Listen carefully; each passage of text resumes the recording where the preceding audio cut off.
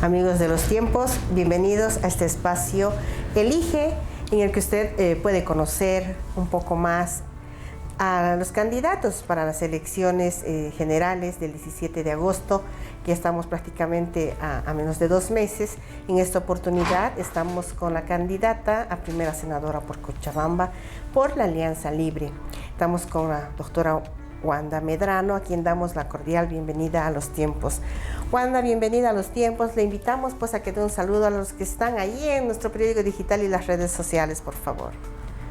Muy buenos días, Tatiana. Es un gusto compartir con ustedes. Un saludo muy cordial a todos los cochabambinos que nos ven por las redes sociales y también a todos los bolivianos que siguen este medio tan importante de comunicación hoy en día.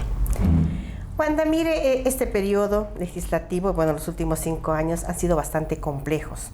Hemos tenido un legislativo bastante diverso, no han podido lograr acuerdos, no han podido lograr consensos, han sido limitados en sus funciones y atribuciones, pero a pesar de eso, ¿cómo es que usted se anima a llegar a este espacio, al Senado? Antes ya estuvo en la media política, ¿no? El tema de diputación, pero ahora ya es un salto. ¿Por qué se anima al Senado, Wanda?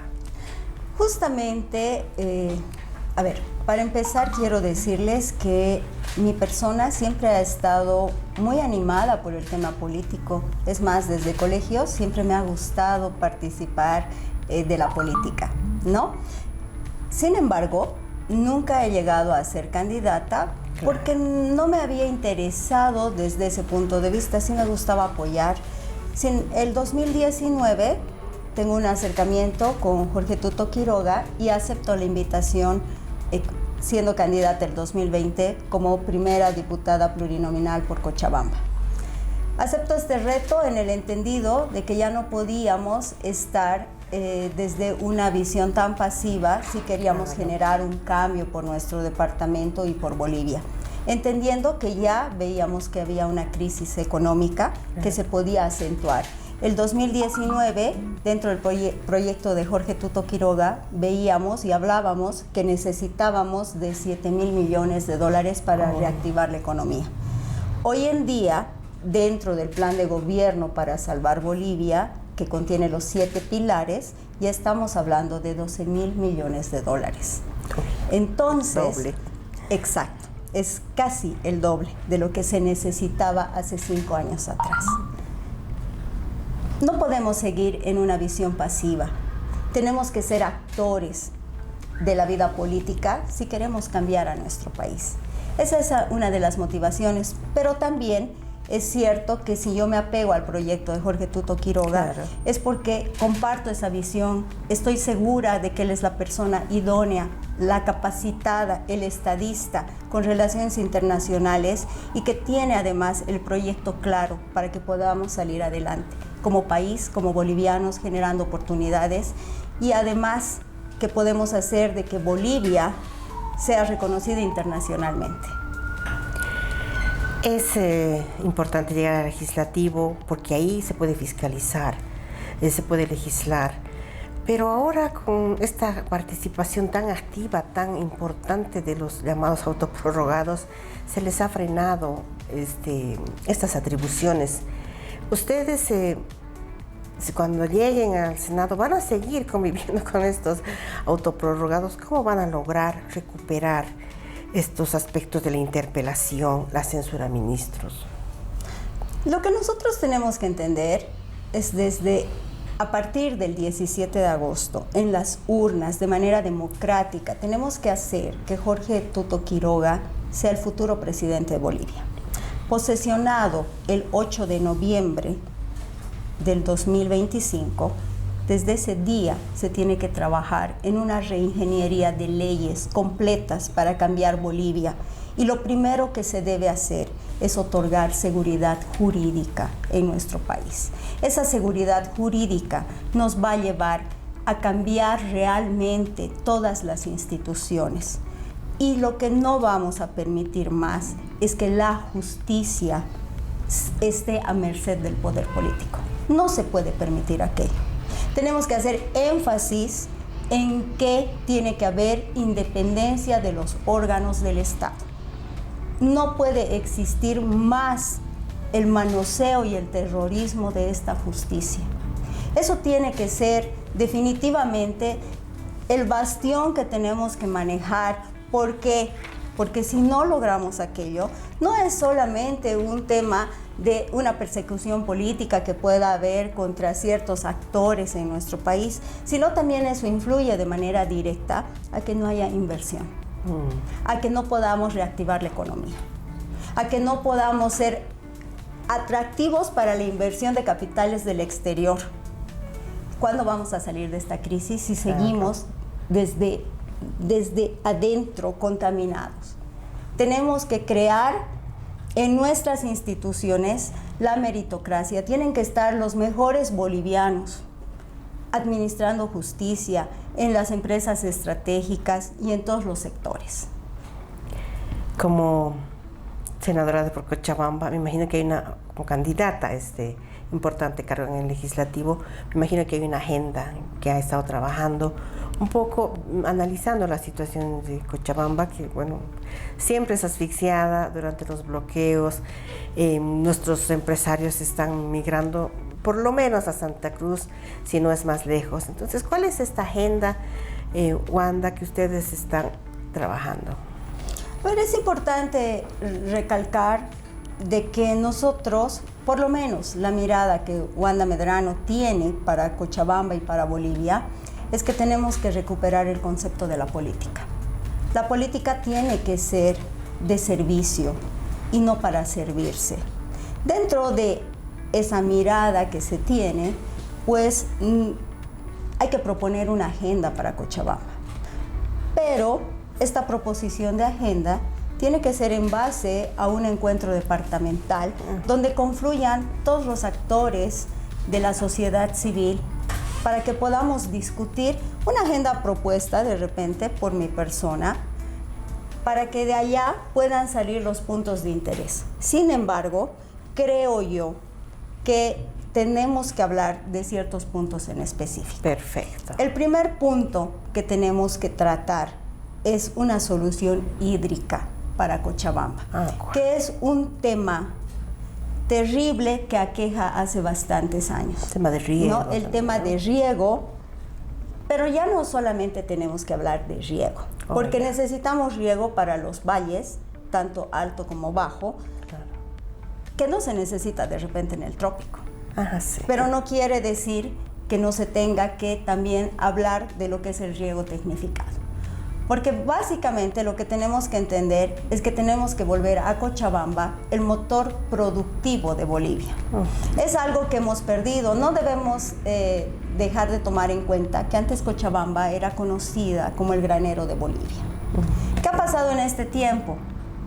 Ha pasado de que lamentablemente se ha descuidado, tal vez desde lo que antes eran las prefecturas, ahora la gobernación, los gobiernos municipales y el mismo Estado central, se ha descuidado el aprovechamiento de nuestras tierras, se ha descuidado lo que es el riego, se han descuidado muchos proyectos que han quedado estancados, sin presupuestos, sin coordinación, leyes que nunca han sido reglamentadas, que han quedado en el olvido. Una ley sin reglamento básicamente es ineficiente porque no se puede ejecutar.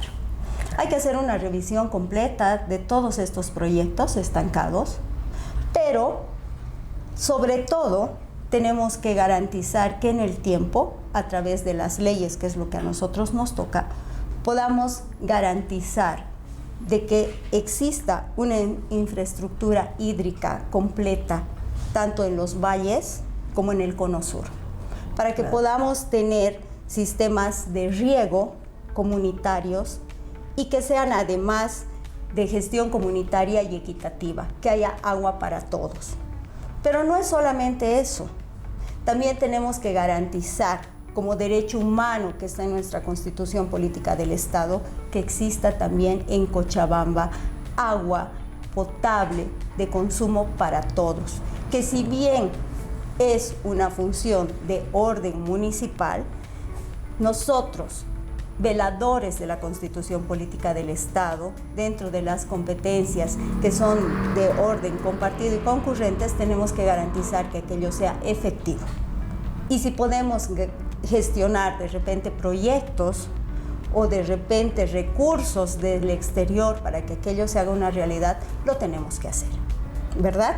Ahora, dentro del riego tecnificado, esto también nos va a ayudar a que podamos optimizar de manera eficiente los recursos hídricos. No podemos seguir utilizando el agua para riego por inundación.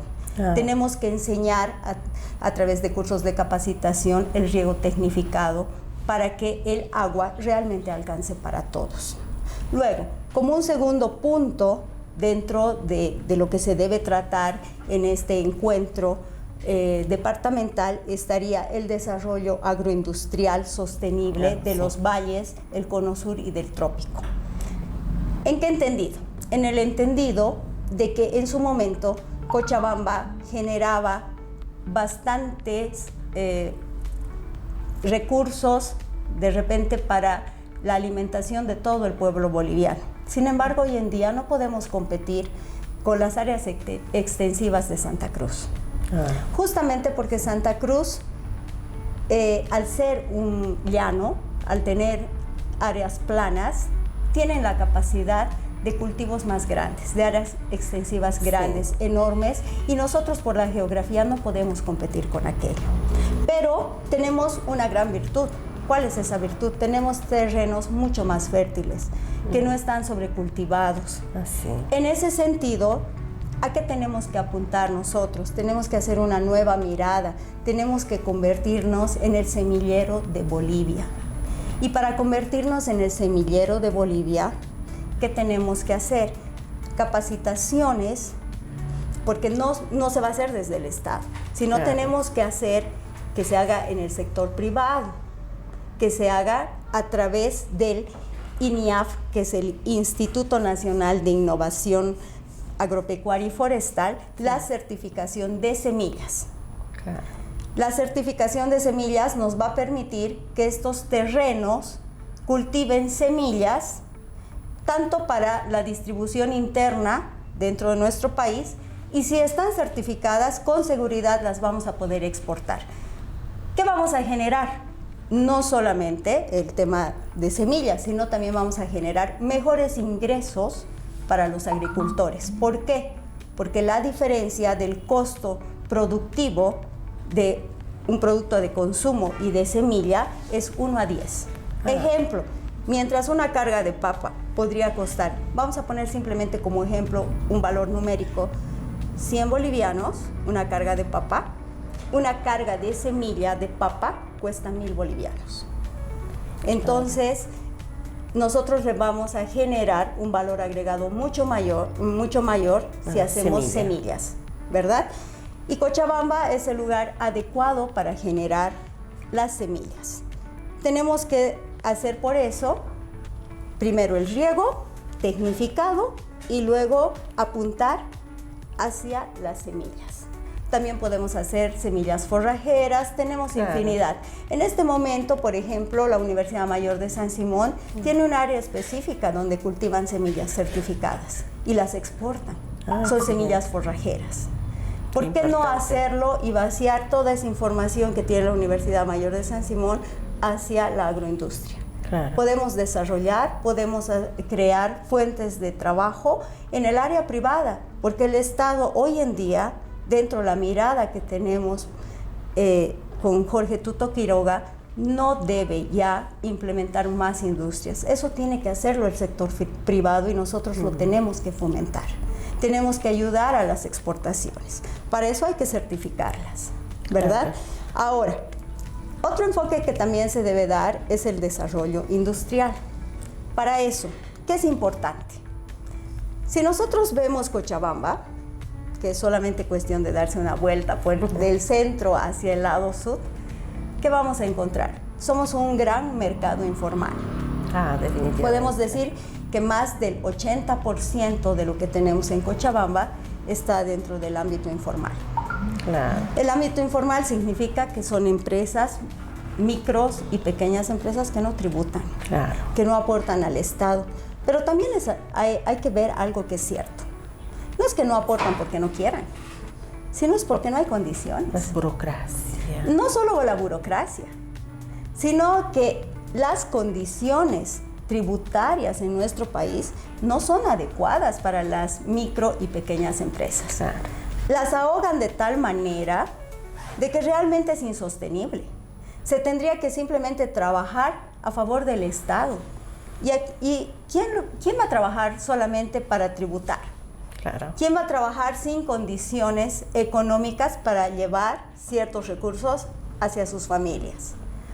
Fuera de la burocracia, fuera de los trámites pesados, fuera de que no solamente estamos hablando del Servicio de Impuestos Nacionales, estamos hablando de las aduanas, estamos hablando del Ministerio de Trabajo y una serie de imposiciones que nos da el Estado que nos hace cansar de ser formales.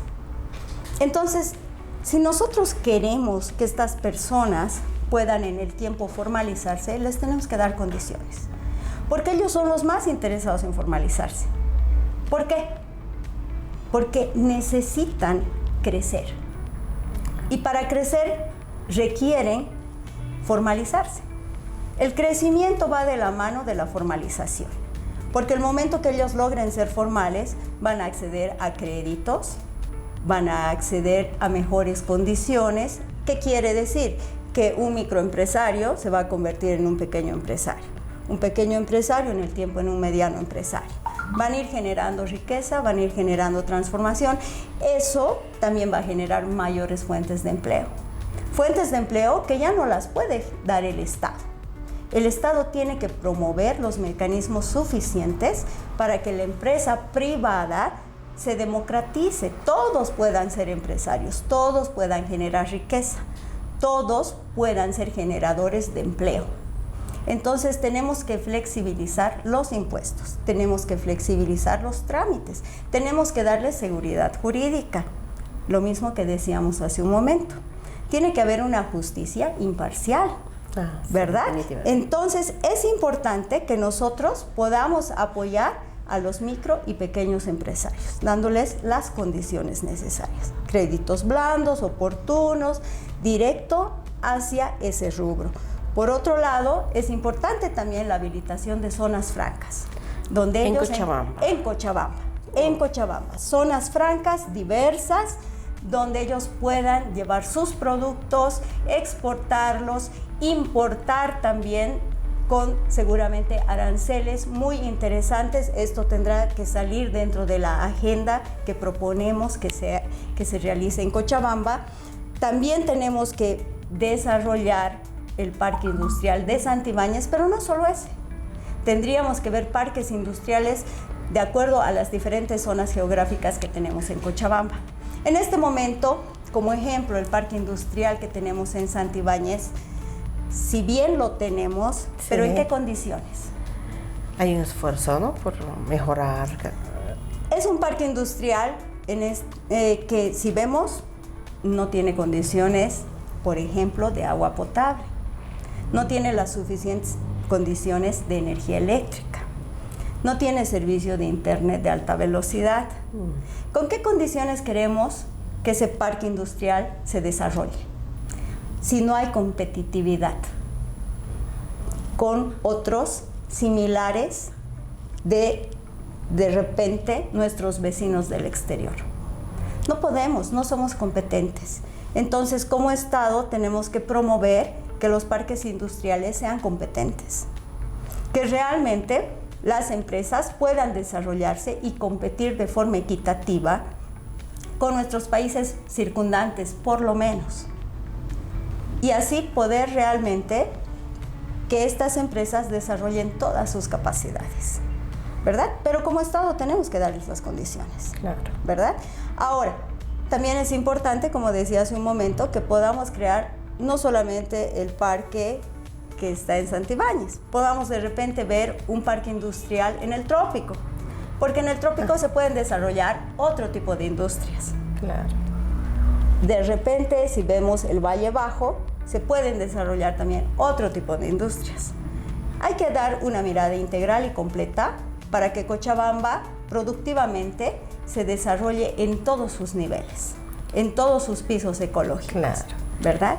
Estos puntos que serían llevadas a un encuentro para luego diseñar una agenda consensuada a nivel departamental, ya sea por los diferentes partidos o alianzas.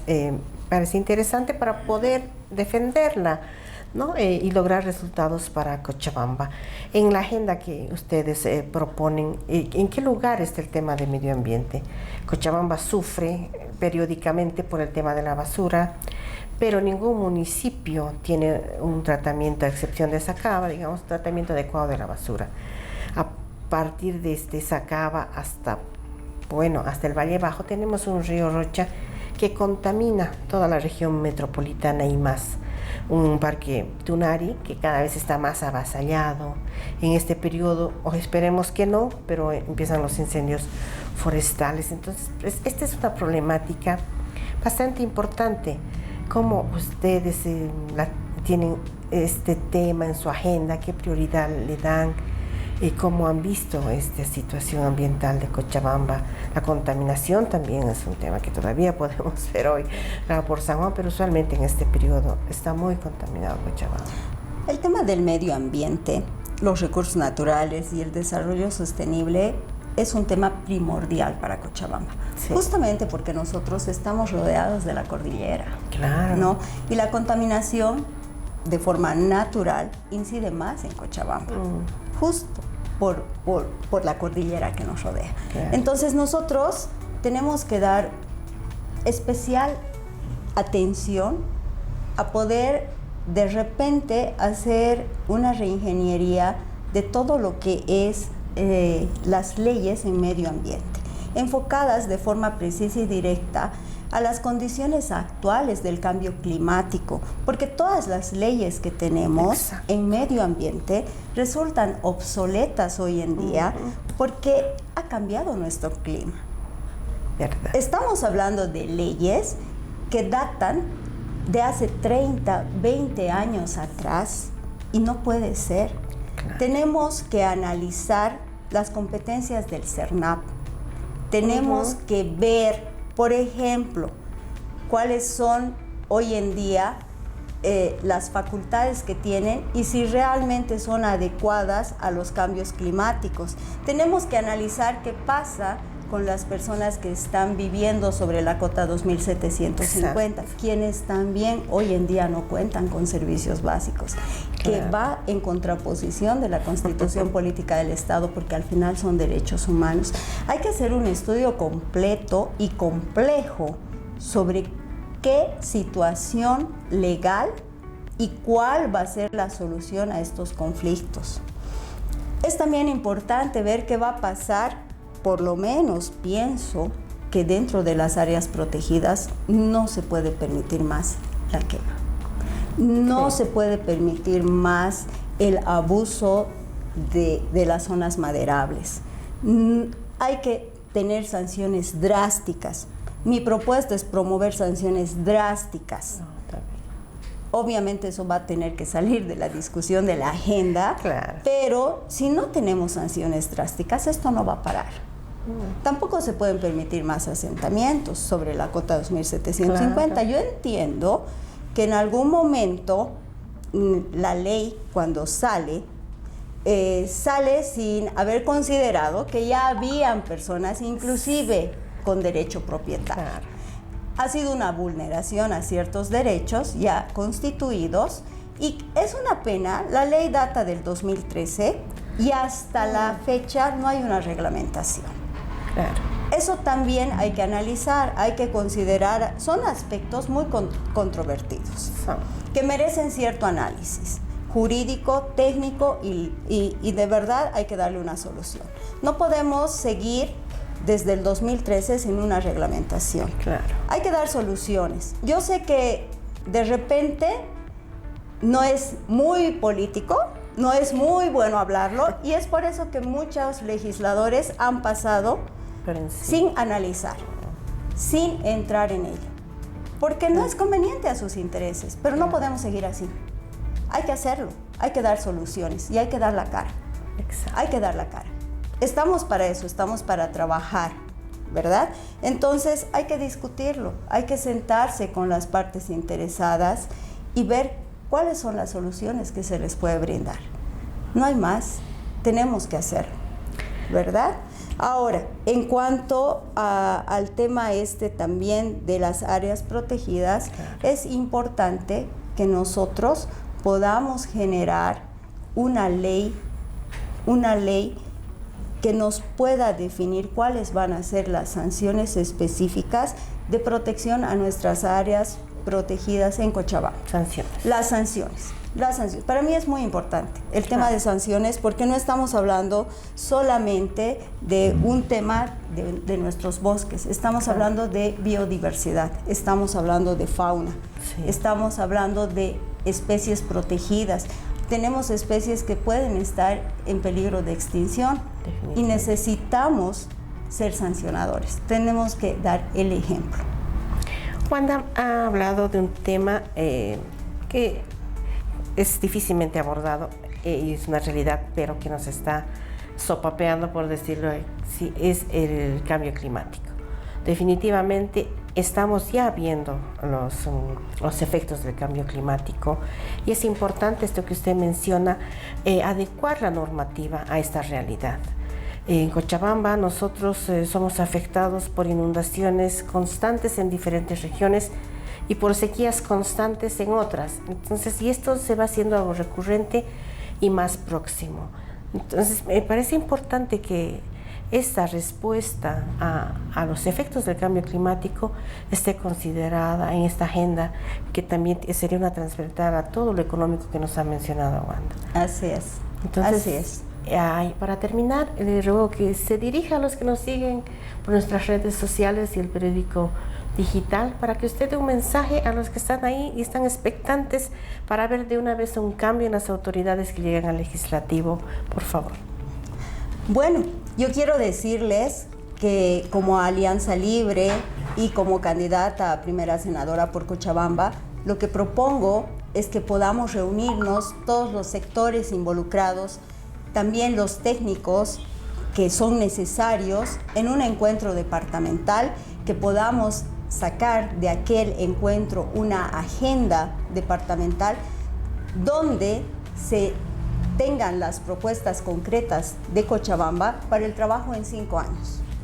Basta de que tengamos representantes en la Asamblea Legislativa Plurinacional que no trabajen realmente por los intereses de Cochabamba, sin importar colores políticos. Lo que es importante es que en estos 5 años se gestione todo el bienestar de desarrollo económico productivo de Cochabamba. Para eso, todos los sectores involucrados tienen que reunirse con los legisladores para promover puntos de encuentro en esta agenda y ese trabajo llevar a la Asamblea y gestionarlos. Ese es el compromiso, por lo menos, de Wanda Medrano: promover aquello, luego legislarlo y gestionarlo. Trabajar de la mano con todos los cochabambinos para que realmente podamos ser el motor productivo de Bolivia. Cochabamba tiene que volver a ser lo que un día ha sido. Muchísimas gracias. Muchísimas gracias, Wanda, y amigos de los tiempos, volveremos en una próxima entrega de su espacio. Elige. Permiso. Gracias.